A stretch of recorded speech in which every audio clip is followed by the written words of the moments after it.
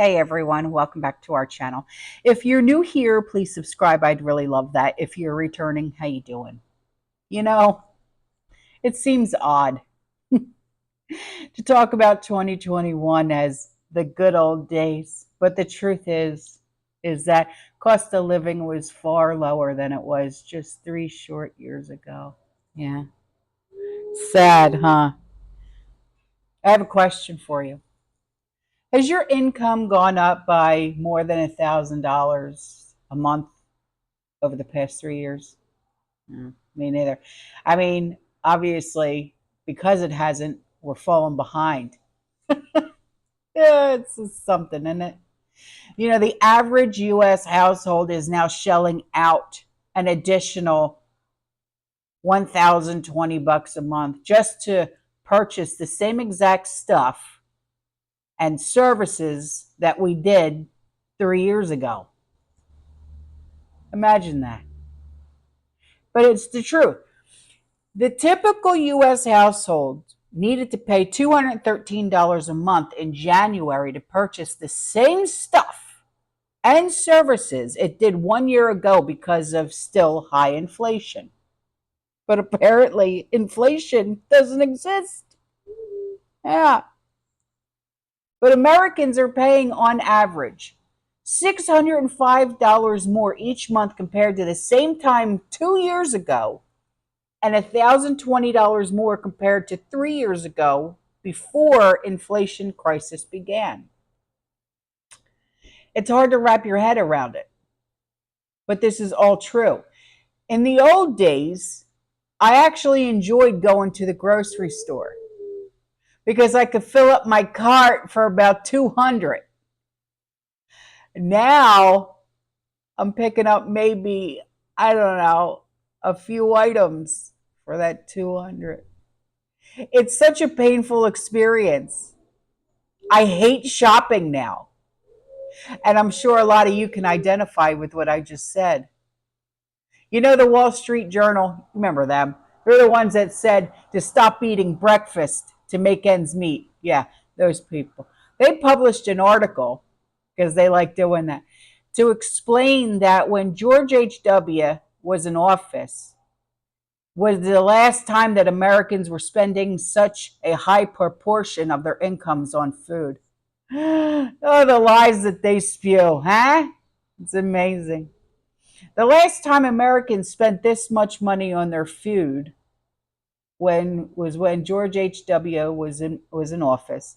Terminator 2 Judgment Day was in theaters, and CNC Music Factory was rocking the Billboard charts. Remember CNC Music Factory? I like their music. Terminator, yeah, good movies. Remember what life was like in 1991? It was good. It wasn't too long ago. I was a sophomore in high school. God, I remember those days. Wow. I was a cheerleader. I was. Sad, isn't it? But it's true. But according to the Wall Street Journal, those morons. Yeah. Americans were spending 11.4% of their disposable income on food in 1991. And in 2022, that figure was sitting at 11.3%.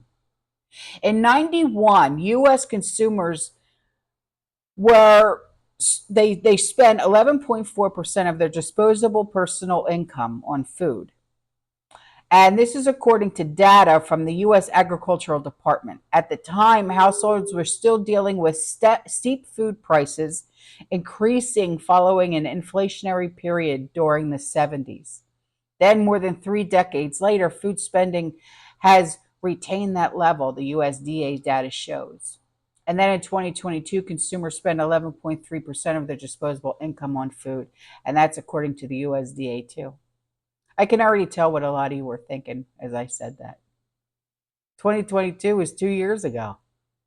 Food prices have continued to soar since that time. So, how high would that number be today? Personally, I wouldn't be surprised to learn that we as Americans are now spending 15% of our disposable incomes on food. Yeah. But if you think it's that bad, just wait, because it's going to get to about 30 to 40% eventually, because that's where things are heading. Of course, grocery prices are already at absurd levels. They really are. On a very popular internet forum, one person recently complained that his grocery bill for the week has now hit $250. That's it? Really? When my kids and my grandkids were living here, we were spending about almost 500 a week. Yeah. But this guy said $100 used to be the total. And when we were really shocked, and when we stocked up and picked up extras, prices started climbing and we trimmed the extras and hit 120, 130. At 150, we started complaining. You ain't seen nothing yet, man. A month ago, he said it hit 180, and it may have only been 2 weeks since we hit 180. Today it was 250, and we didn't even get anything. Get used to it. He said, actually, if you get out of the grocery store for just 250, you're doing really well. Yeah, that's the damn truth. That's the damn truth. I haven't gone food shopping really since the kids moved out into their new place. So I'm actually anxious to see, not for nothing, what our grocery bill is going to be for a weekly basis for just me and Sean. I really am. Because I honestly don't remember what it was before the kids came home. I can't remember that far back. Then again, I can't remember what I ate for dinner last night. So, what the hell did I eat for dinner last night? Orange chicken over white rice with carrots on the side. Yeah, that's what I ate. So, major companies are openly warning that more price hikes are on the way. Oreo, those delicious cookies that you just can't stop dunking into a cold glass of milk. They said in January it would continue raising prices on some of its products this year, largely because of cocoa prices, which earlier in February surged past a 46-year record. Hershey said it expects more expensive cocoa to cut into the company's profit this year. And Kraft Heinz said inflation is moderating, but that its costs are still higher, driven in part by pricier tomatoes and sugar. So, not for nothing, let's talk about cocoa for just a sec, okay?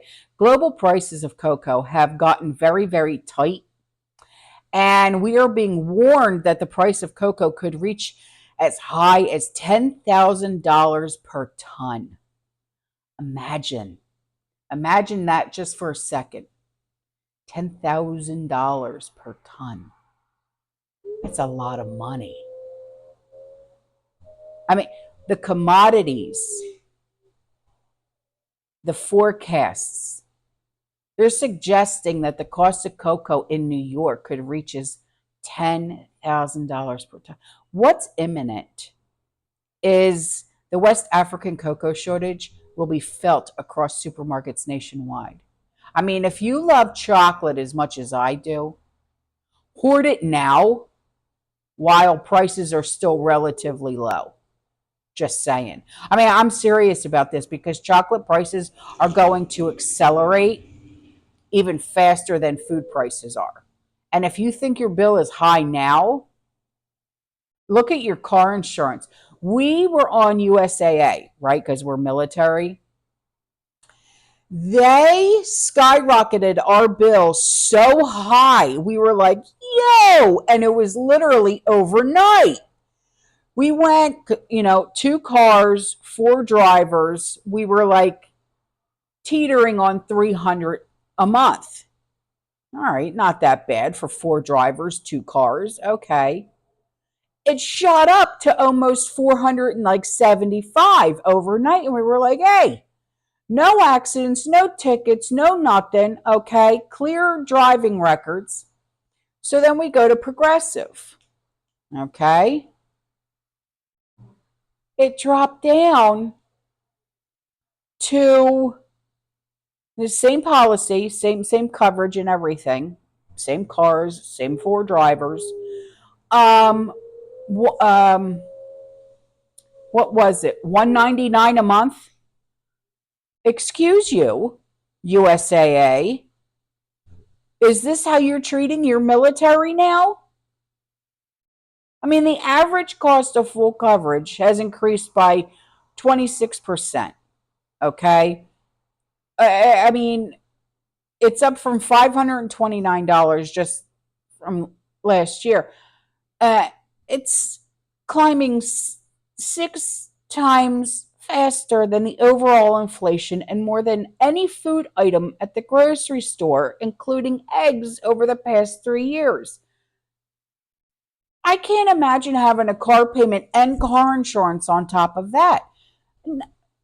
That's what they want because they're trying to usher all of us into these 15-minute flip-flopping cities where nobody's going to have a car anyway. You can't afford a car payment and a car insurance? Go live in a 15-minute city.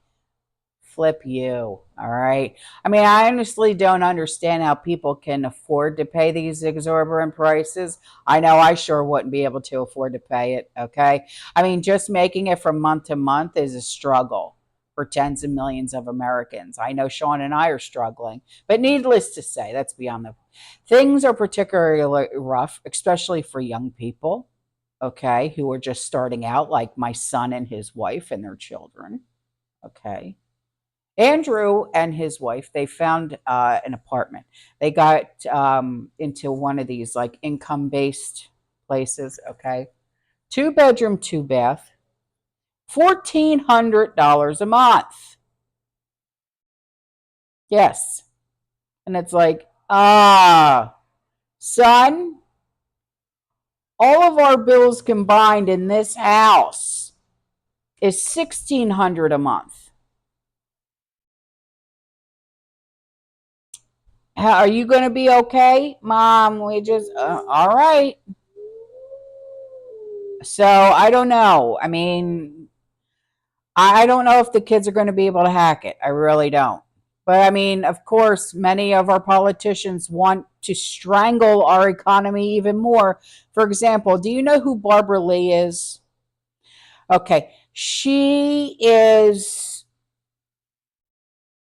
a congresswoman, California. Okay. She wants to increase the minimum wage to $50 an hour.